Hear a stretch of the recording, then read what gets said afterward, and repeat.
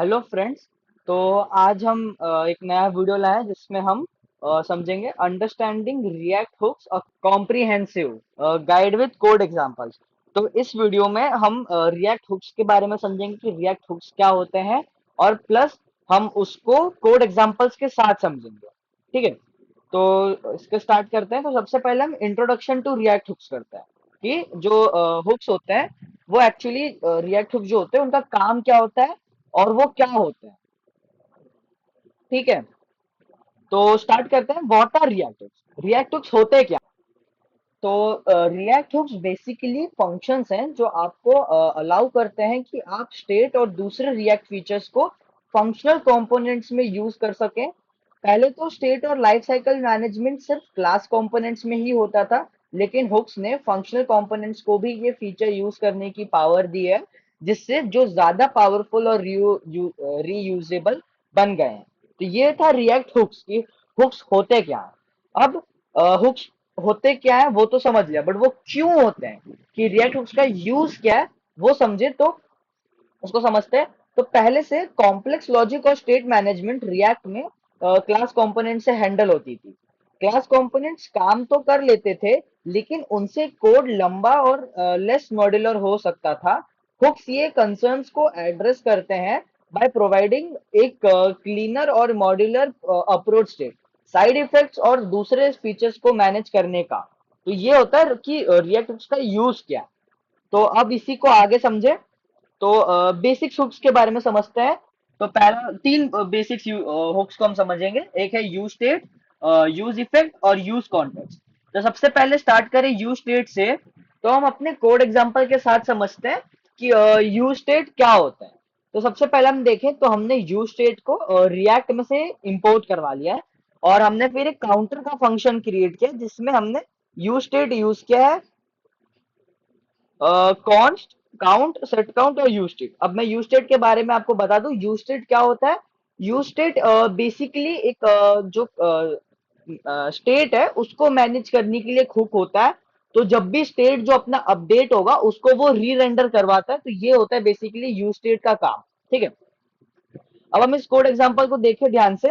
तो यहाँ पर कॉन्स्ट, काउंट, सेट काउंट और is equal to use state, और हमें इनिशियली एक जीरो वैल्यू दे रखी है। मतलब मैं आपको इसको एक्सप्लेन करूँ सिंपली, जो अपना पहला स्टेट है, जो इनिशियल स्टेट है, वो है अपना जीरो। ठीक है, और यूज स्टेट क्या करता है, दो वैल्यूज रिटर्न करता है। एक काउंट, मतलब हमने यहाँ पर दिया है काउंट, और एक सेट काउंट। वो हमेशा दो वैल्यूज रिटर्न करता है। तो काउंट अपना वेरिएबल होता है जहां पर चीजें सेट होती है, और set count as a function वो रिटर्न करता है। ठीक है, तो अब हम देखें तो हमने यहाँ पर एक डिफ क्रिएट किया, और काउंट और काउंट। अब यहाँ पर काउंट और काउंट का क्या मतलब है, यहाँ पर काउंट लिखा है हमने, और यहाँ पर वो वेरिएबल हमने पुट कर दिया। तो मतलब जो भी जो स्टेट की जो वैल्यू होगी वो यहाँ पर शो करेगा। तो इनिशियली वैल्यू जीरो है, तो वो यहाँ पर भी जीरो शो करेगा इनिशियली। उसके बाद हमने एक बटन क्रिएट किया है कि on click set count, count plus one increment. तो सेट काउंट हमने फंक्शन यूज किया है, और वो फंक्शन क्या कर रहा है, जो हमारा जो काउंट वेरिएबल है उसमें वो वन ऐड कर रहा है। तो हमारा काउंट का इनिशियल वैल्यू क्या है, जीरो। ठीक है, जो अपना इनिशियल स्टेट है वही काउंट की वैल्यू होगी। तो अपना जो इनिशियल स्टेट है वो है जीरो, तो काउंट की वैल्यू यहाँ पर भी क्या होगी, जीरो। जीरो प्लस वन क्या हो गया, वन हो जाएगा। तो जैसे ही हम इस बटन इंक्रीमेंट वाले बटन पे क्लिक करेंगे, तो वो यहाँ पर हमें शो करेगा जीरो प्लस वन क्या हो जाएगा, वन।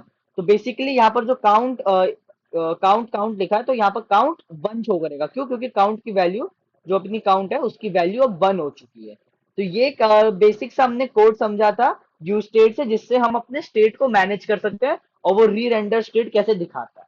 ओके, फिर जो हमारा नेक्स्ट हुक है वो है यूज इफेक्ट। तो यूज इफेक्ट एक तरीका है जो फंक्शनल कंपोनेंट में साइड इफेक्ट्स को हैंडल करने के लिए यूज होता है।